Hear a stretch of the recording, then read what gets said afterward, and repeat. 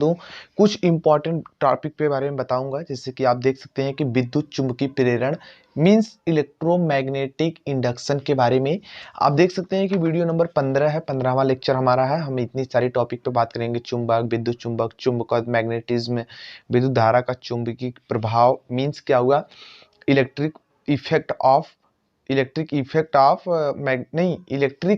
Current of magnetic effect या magnetic effect of electric current, वैद्युत चुंबकीय प्रेरण, साथ में कूलाम का चुंबकीय बल संबंधी नियम क्या है, साथ में न्यूमेरिकल्स भी बताया जाएगा। तो सो गाइस, परीक्षा की दृष्टि से वेरी वेरी इंपॉर्टेंट चैप्टर है, क्योंकि गाइस जो भी वीडियोस लेक्चर आते हैं सब कुछ सिलेबस के अकॉर्डिंग आते हैं, बिल्कुल बाहर से नहीं आता। तो चलिए आज की वीडियो बिना किसी देरी की स्टार्ट करते हैं। यहाँ पे देख लीजिए, सबसे पहले हम लोग क्या जानेंगे, चुंबक क्या होता है। तो गाइस सबसे पहले चुंबक समझ लीजिए, मींस मैग्नेट क्या होता है।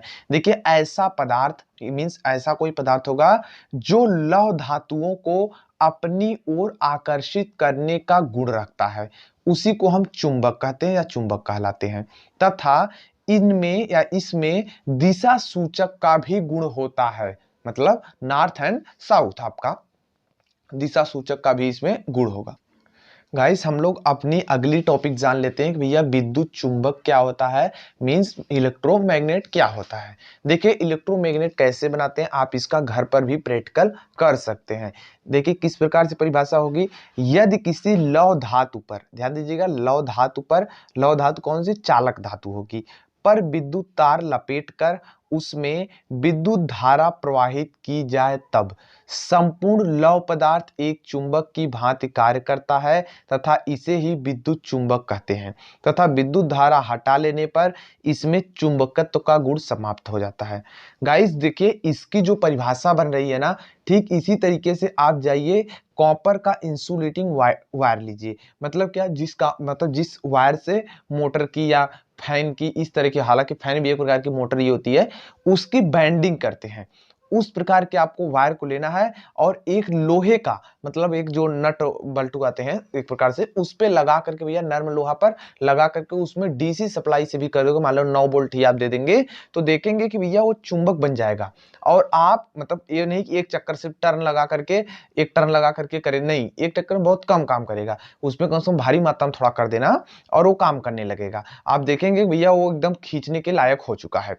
इस तरीके से अगर कोशिश करेंगे, अगर अवेलेबल होगा तो हम आपको इसका प्रैक्टिकल भी करा देंगे। देखिए गाइस अगली जो हमारी टॉपिक है वो है चुंबकत्व यानी मैग्नेटिज्म। क्या होता है गाइस चुंबकत्व, देखिए किसी चुंबक का वह गुण जिसके कारण, किसी चुंबक का वह गुण जिसके कारण वह लौह पदार्थों को अपनी ओर आकर्षित करता है, चुंबकत्व कहलाता है। ये हो गई गाइस हमारी चुंबकत्व की परिभाषा। अब चलिए हम कुछ अगली और नेक्स्ट टॉपिक पर बात कर लेते हैं। अगली और नेक्स्ट टॉपिक हमारी है गाइस विद्युत धारा का चुंबकीय प्रभाव, मींस क्या हुआ, magnetic effect of electric current के बारे में। इसके बारे में समझिए, जब किसी चालक तार से विद्युत धारा प्रवाहित होती है, जब किसी चालक तार से विद्युत धारा प्रवाहित होती है तब चालक तार के चारों ओर एक वृत्ताकार चुंबकीय क्षेत्र उत्पन्न हो जाता है, जिसे विद्युत धारा का चुंबकीय प्रभाव कहते हैं। एवं इस चुंबकीय क्षेत्र की दिशा विद्युत धारा के दिशा के लंबवत होती है। इसका ध्यान रहे, जो चुंबकीय क्षेत्र उत्पन्न होता है विद्युत धारा के बिल्कुल लंबवत दिशा में होता है। इसकी खोज ओरेस्टेड, ध्यान दीजिएगा ओरेस्टेड हिंदी में इस तरह के, हालांकि ये सब जर्मन वैज्ञानिक या मतलब फॉरेनर होते हैं तो इनका नाम थोड़ा सा उल्टा टाइप का होता है, तो इसको आपको ध्यान रहे। इसकी खोज ओरेस्टेड ने 1819 में किए थे। ये गाइस आपकी इसके विशेष बातें होंगे, ध्यान दीजिए। इसका एक फिगर भी बनता है भैया कि इस तरह से एक चालक तार है और इसके बता देंगे भैया देखिए लंबवत उत्पन्न हुआ है, ये चीज होती है। अगली गाइस जो हमारी टॉपिक है विद्युत चुंबकीय प्रेरण मींस इलेक्ट्रोमैग्नेटिक इंडक्शन के बारे में।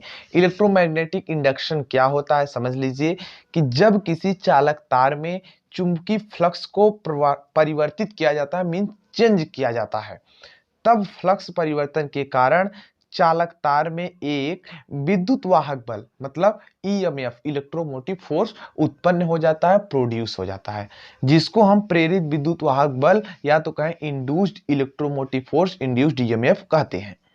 यदि चालक एक बंद परिपथ से जुड़ा है, मतलब कि जो हमारा कंडक्टर है वह एक क्लोज सर्किट के फॉर्म में है, क्लोज सर्किट के फॉर्म में है, तब चालक में मींस कंडक्टर में एक विद्युत धारा इलेक्ट्रिक करंट फ्लो होने लगती है, प्रवाहित होने लगती है, जिसे प्रेरित विद्युत धारा कहते हैं। प्रेरित विद्युत मतलब इंड्यूस्ड इलेक्ट्रिक करंट कहते हैं।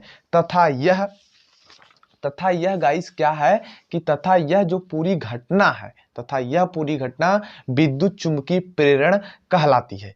इसकी खोज 1831 में जर्मन वैज्ञानिक, ध्यान दीजिएगा 1831 में जर्मन के वैज्ञानिक थे सर माइकल फैराडे ने इसकी खोज गाइस किए थे। किसकी खोज गाइस? कि आपके जो विद्युत चुंबकीय प्रेरण के। अब देखिए यहां पे जो हुआ है, अगला जो हमारा टॉपिक है कूलाम का चुंबकीय बल संबंधी नियम के बारे में। क्या परिभाषा है इसकी? देखिए मींस इंग्लिश में क्या बोलेंगे, coulombs law of magnetic force. इसका ही हम न्यूमेरिकल बताएंगे, ठीक है। देखिए यदि यम1 यम2 चुंबकीय ध्रुवता वाले, मतलब आप समझ लीजिए अगर यम1 यम2 दिया है तो उसका मतलब ध्रुवता दिया होगा, ठीक है।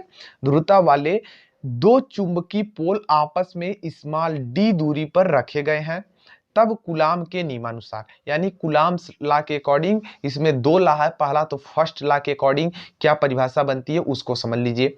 देखिए फर्स्ट लॉ कहता है कि यदि दोनों ध्रुवों की ध्रुवता यानी पोलैरिटी समान है, तब उनके बीच प्रतिकर्षण का बल लगेगा, मतलब वे दोनों एक दूसरे से दूर भागेंगे, ठीक है। रिपल्सन होगा उनके बीच, कार्य करेगा, रिपल्सन फोर्स कार्य करेगा।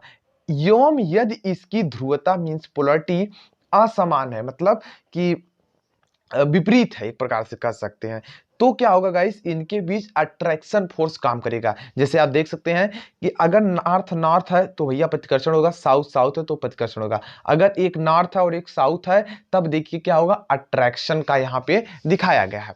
अब देखिए गाइस इनका दूसरा नियम समझ लीजिए क्योंकि इंपॉर्टेंट है। दूसरा नियम इनके अकॉर्डिंग क्या कहता है? दूसरा नियम गाइस बोलता है कि दोनों ध्रुवता के मध्य, ध्यान दीजिएगा, दोनों ध्रुवों के मध्य लगने वाला आकर्षण तथा प्रतिकर्षण बल, मतलब अट्रैक्शन एंड रिपल्सन फोर्स, दोनों की ध्रुवता यानी पोलैरिटी यम1 यम2 हो के गुणनफल के अनुपाती होता है। जिस तरह से F इज इक्वल टू यम1 यम2 अपान आर स्क्वायर फार्मूला पढ़ा है आपने, क्या बोलते हैं कि जो आवेश होते हैं चार्ज के फॉर्म में, उनके लिए ठीक उसी तरह इसका भी होगा, ठीक है। कि उसमें आपने पढ़ा था F is equal to 1/4 pi epsilon 0 Q1 Q2 upon are square. ठीक उसी तरीके से यहाँ ध्रुवता के लिए है, चुंबक के लिए तो यम1 यम2 चलेगा। तो यम1 यम2 गुणनफल के अनुपाती होता है एवं उनके बीच की दूरी d के वर्ग के व्युत्क्रमानुपाती, मतलब इनडायरेक्टली प्रोपोर्शनल होता है। अर्थात यह दोनों नियम जो होंगे उनको डायरेक्ट यहाँ मिला दिया गया, तो यह प्रोपोर्शनल टू ए अनुकरणपाती है, तो इसका थोड़ा ध्यान रखिए। अनुकरणपाती कुछ इस टाइप का होता है जबकि अल्फा इस तरह पूरा नीचे ऊपर होता है, ठीक है। तो यम1 यम2 अपान डी पर हो जाएगा। गाइस जैसे ही आपका अनुकरणपाती चिन्ह हटेगा तो F इज इक्वल टू एक नियतांक आ जाएगा μ0 μr अपान 4 पाई इंटू यम1 यम2 अपान डी स्क्वायर हो जाएगा। और जो गाइस आपको पता है कि बल का मात्रक न्यूटन होता है। अब यहाँ पर गाइस कुछ चीजें हैं जो कि आपको नहीं पता, जैसे μ0 क्या है, μr क्या है, इसके बारे में समझ लीजिए। जहां मतलब वेयर μ0 इज इक्वल टू निर्वात की चुंबकशीलता मींस परमिबिलिटी है, एवं μ0 जो है गाइस इसका मान होता है 4 पाई 10⁻⁷ हेनरी प्रति मीटर होता है। हमने हिंदी में भी लिख दिया ताकि आपको कंफ्यूजन ना हो, हेनरी प्रति मीटर होता है। और जो गाइस हमारा μr होता है वो होता है सापेक्ष चुंबकशीलता। एयर में सापेक्ष चुंबकशीलता जो होती है उसका μr की वैल्यू 1 होती है। एक बात का आपको ध्यान है, जब न्यूमेरिकल पूछेगा गाइस उसके अकॉर्डिंग अगर कुछ नहीं दिया है तो आप μr का मान 1 ले लेंगे, अगर वहां कुछ दिया है जो कंडीशन उसके अकॉर्डिंग रख लेंगे। सो गाइस इस तरीके से आपने देखा यहाँ पे किस तरीके से यहाँ पे न्यूमेरिकल्स होते हैं। अभी तक तो मतलब आपने ये देखा। अब हम आपको बता देते हैं भैया कि न्यूमेरिकल किस तरीके से होंगे। न्यूमेरिकल्स मैं आपको दिखा दूं, जी हाँ बिल्कुल न्यूमेरिकल आप देख लीजिए। न्यूमेरिकल मैं इसको पहले अलग कर लेता हूं, अब हम न्यूमेरिकल के सीधे आ जाते हैं। तो भैया न्यूमेरिकल किस तरीके से इसका करेंगे, तो देखिए आप यहाँ पे 0.05 मतलब 0.05 तथा 0.02 बेवर सामर्थ्य के दो चुंबकीय उत्तरी ध्रुव 10 सेंटीमीटर के अंतर पर हवा में रख दिए गए हैं। दोनों ध्रुवों के मध्य लगने वाला बल एवं उसकी प्रकृति ज्ञात करो। ध्यान देना दोस्त, अगर वे दोनों, ध्यान दीजिए दोनों के, यहां देखिए क्वेश्चन से ही पता चल रहा है, अच्छे से पढ़ोगे तभी समझ में आएगा। दोनों चुंबकीय उत्तरी ध्रुव, मतलब आपको पता है कि चुंबक जो है उसका उत्तरी सिरा नॉर्थ दोनों के सामने है, तो आपको पता है हमने अभी बताया कि भैया देखो ये नॉर्थ है और ये भी नॉर्थ है, तो ये दोनों क्या करेंगे, प्रतिकर्षण करेंगे। प्रतिकर्षण करेंगे तो प्रतिकर्षण का प्रकृति होगी, ठीक है ना, रिपल्सन होगा उनके बीच, अट्रैक्शन नहीं। तो एक तो आंसर मतलब प्रकृति आपको पता चलेगी कौन सी प्रकृति है, यहाँ पे नॉर्थ वाला है तो ये प्रतिकर्षण हो जाएंगे। अब आपको क्या करना है कि दोनों के मध्य लगने वाला बल ज्ञात करना है। तो गाइस सबसे पहले आप क्या करेंगे, वी हैव गिवन लिख देंगे, वी हैव गिवन मीन्स क्या क्या दिया गया है वो चीज यहाँ पे आप लिख देंगे। जैसे ही गाइस इतना चीज लिख देते हैं तो आपको पता होना चाहिए पहले ध्रुव की जो सामर्थ्य होती है उसको हम यमोन से दर्शाते हैं। यमोन इज इक्वल टू दिया है 0.005 WB से वेबर को दिखाते हैं। अब देखिए दूसरे की जो है वो m2 इज इक्वल टू क्या है 0.02 वेबर हो जाएगा सामर्थ्य। एक तो ये हो गया। दूसरा क्या है दोस्तों कि दोनों के बीच की दूरी भी पता होनी चाहिए जो कि हम d इज इक्वल टू मानते हैं, d is equal to 10 centimetre. अगर हम इसको किस में गाइस कन्वर्ट कर दें, अगर हम इसको मीटर में चेंज कर लें तो आपको पता है 100 से भाग देना पड़ेगा। 100 से गाइस जैसे भाग दोगे तो 0.1 मीटर आ जाएंगे, या तो ऐसे भी कह सकते हो कि 0.1 मीटर में कन्वर्ट हो जाएगा। आपको पता है दोस्तों यहां पर इन्होंने बोल दिया है कि हवा में होगा, तो आपको ये पता होना चाहिए कि जो यहाँ पे mu R is equal to होगा, ध्यान दीजिएगा म्यू, यहाँ पे क्या हमने बताया था, mu R is equal to, mu R is equal to guys आपका क्या हो जाएगा, mu R is equal to आपका यहाँ पे हो जाएगा जो इन्होंने वैल्यू दे रखी है म्यू इज इक्वल टू 1 हो जाएगा दोस्तों, इसलिए 1 हो जाएगा क्योंकि इन्होंने बोला हवा में रखा है, ठीक है। अब आपको पता होना चाहिए कि भैया म्यू जीरो जो होता है इसकी वैल्यू पहले से ही फिक्स होती है 4 पाई गुणे 10 के पावर -7 हेनरी प्रति मीटर होता है। ध्यान देना दोस्त, म्यू जीरो किया है। अगर दोस्तों मैं आपको बता रहा हूँ तरीका, इंटर में आपने ऐसे ही पढ़ा होगा ऑलमोस्ट, अगर इसको इधर नीचे कर दूं तो आप इसको लिख सकते हैं म्यू जीरो अपान में 4 पाई इज इक्वल टू 10 के पावर -7 हेनरी प्रति मीटर। क्या दोस्तों इसमें कोई अंतर है? बिल्कुल नहीं अंतर है दोस्त, दोनों सेम है, बस हमने क्या किया इधर पक्षांतर किया क्योंकि अभी फार्मूले कैसा दिखेगा। अब हम कहेंगे दोस्तों सूत्र कौन सा लगाएंगे, F is equal to mu zero mu r upon में 4 पाई इंटू m1 m2 अपान में d स्क्वायर। जी हाँ यही फार्मूला लगाएंगे। अब देखिए F is equal to mu zero की वैल्यू कितनी दी है, देखिए म्यू जीरो अपान 4 पाई के स्थान पे हम ओनली लिखेंगे 10 के पावर -7 गुणे दोस्तों म्यू आर की वैल्यू कितनी दी है 1 क्योंकि एयर है, गुणे m1 की वैल्यू कितनी है दोस्तों 0.005 गुणे m2 की वैल्यू 0.02 बटे में दोस्तों d की वैल्यू दी है 0.1। इतनी वैल्यू गाइस हमको दे दी है और आपको पता है भैया हम इसको क्या करेंगे वर्ग कर देंगे। अब गाइस जैसे इतना कर देते हैं तो F इज इक्वल टू आपको मिलेगा 10 के पावर -7 गुणे, अब देखिए इसको जब करेंगे तो 0. यहाँ पे गाइस जैसे आप कर देंगे देखिए 0.05 गुणे 0.02। अब गाइस जैसे इसको कर देंगे तो आप इसको लिख सकते हैं, देखिए इसको मैं इधर साइड में बताता हूँ 0.1 गुणे 0.1। गाइस जैसे इसको गुणा करेंगे तो 0. आपको पता 1 तो आएगा ही, मतलब 0.1 आ जाएगा।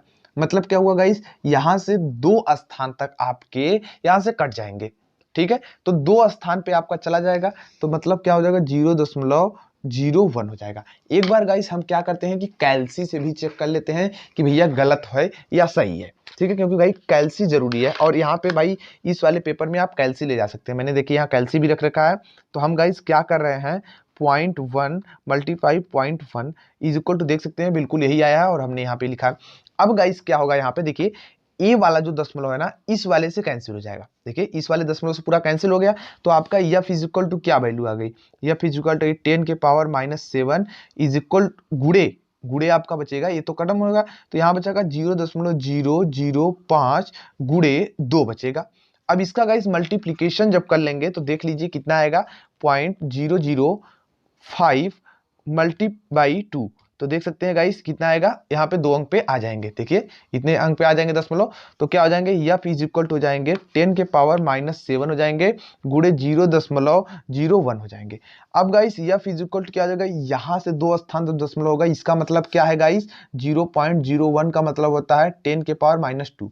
अब गाइस इतने का स्थान यहाँ रखेंगे तो 10 के पावर -9 हो जाएंगे और आप गाइस क्या लिखेंगे न्यूटन। और दोस्तों ये देखिए ये देखिए कितना अच्छा सा आपका रिजल्ट आ गया है। बस गाइस यही करना था आपको, यहाँ पे ज्यादा कुछ नहीं करने थे, कैलकुलेशन करना है। ध्यान रहे जो BEE का पेपर होता है या बोल दे भैया एनालॉग इलेक्ट्रॉनिक्स का होगा तो उसमें ये कैलसी जा सकती है, इसमें कोई दिक्कत नहीं। और कैलसी कौन सी लेनी है दोस्तों, ध्यान दीजिएगा 100 MS से आपको नीचे वाली ही लेनी है, यानी 82 MS का हमने लिया है, ठीक है। और ये ऑलमोस्ट मेरे को 400 के आसपास पड़ी है, तो आप इसको ऑनलाइन भी बाई कर सकते हैं, बट मैं तो कहूंगा शॉप से लेना, 3 साल की वारंटी वगैरह भी आ जाती है, तो मैं कैलसी इस्तेमाल करता हूं।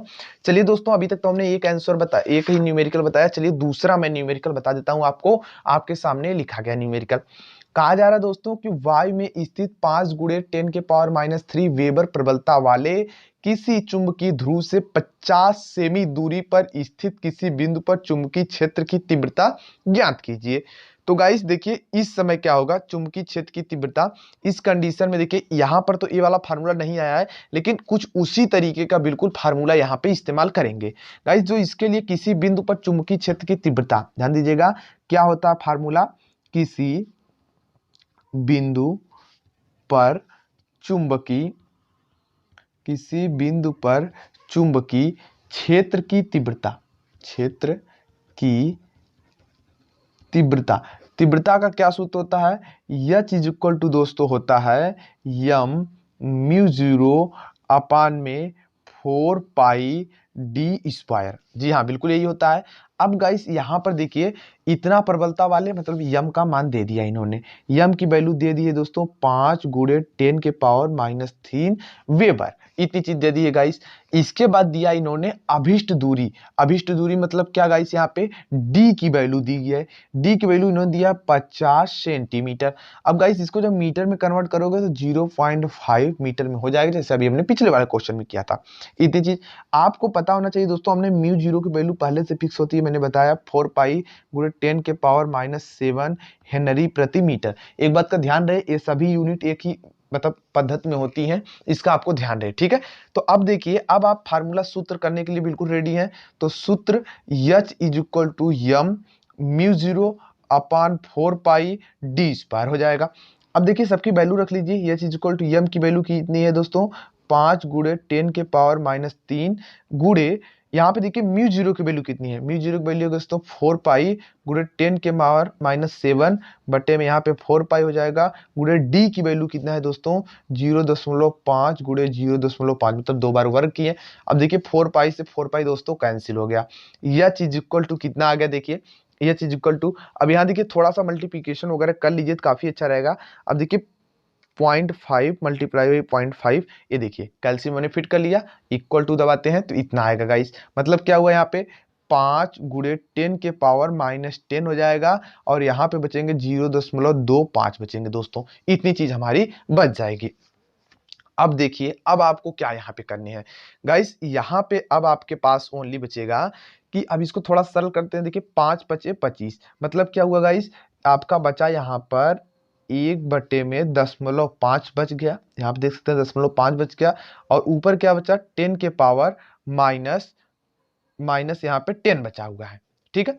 अब गाइस एक में जब आप यहाँ पे देखिए अगर आप इसको सॉल्व करते हैं तो आपका H इज इक्वल टू क्या, अब इसको दशमलव को हटाना मतलब 10 से ऊपर नीचे गुणा कर देना है, तो ऊपर दोस्तों हो जाएगा आपका 10 हो जाएगा, ये देखिए आपका ऊपर 10 हो जाएगा, नीचे क्या हो जाएगा दोस्तों, नीचे हो जाएगा 5 हो जाएगा, ठीक है। इस तरीके से कुछ हो जाएगा। अब देखिए इसको थोड़ा सा आप सरल कर लेंगे, एक सेकेंड यहाँ पे, एक सेकेंड का थोड़ा सा ध्यान दीजिएगा। हाँ यहाँ पे देखिए होगा 0.05 होंगे, एक बार हम लोग मल्टीप्लाई कर ही लेते हैं तो कोई दिक्कत वाली बात नहीं है। 5 भागे आपका है 0.25, एक सेकंड गाइस यहाँ पे थोड़ा सा वेट कर, बिल्कुल सही है दोस्तों, कोई दिक्कत वाली बात नहीं है। बस क्या हो जाएगा यहाँ देखिए 2 अंक पे दशमलव लगेगा ना, तो यहाँ पे 100/5 हो जाएगा, गुणे 10 के पावर -10 हो जाएगा। H इज इक्वल टू दोस्तों क्या हो जाएगा, आप देखिए इसको काट देंगे तो 20 आ जाएगा दोस्तों, गुणे 10 के पावर -10 हो जाएंगे। H इज इक्वल टू 0 को हटाएंगे तो यहाँ पे जाएगा 2 गुणे 10 के पावर -9 हो जाएगा दोस्तों, न्यूटन प्रति वेबर हो जाएगा। ये देखिए दोस्तों यही आपका दोस्तों राइट आंसर होगा। सो गाइस इस तरीके से आप न्यूमेरिकल प्रॉब्लम भी सॉल्व कर सकते हैं। तो हमने कोशिश किया कि पूरी भैया आपको न्यूमेरिकल भी बताया जाए ताकि आपको काफी अच्छे से समझ में आ जाए, कोई दिक्कत वाली बात ना हो। तो इस तरीके से न्यूमेरिकल आप यहाँ पे वैल्यू वगैरह चेंज करके, साथ में बुक में आपके ढेर सारे न्यूमेरिकल मिल जाएंगे, वहां से आप देख सकते हैं। वीडियो आपको पसंद आए तो प्लीज़ लाइक कर दीजिए, नए हो तो हमारे यूट्यूब चैनल को सब्सक्राइब कर लीजिए, क्योंकि हम इसी तरीके से वीडियोस बनाते रहते हैं। अब भी कोई डाउट्स या कोई सुझाव तो कमेंट सेक्शन में कमेंट कीजिए, हम रिप्लाई ज़रूर देंगे। Thanks for watching, good bye.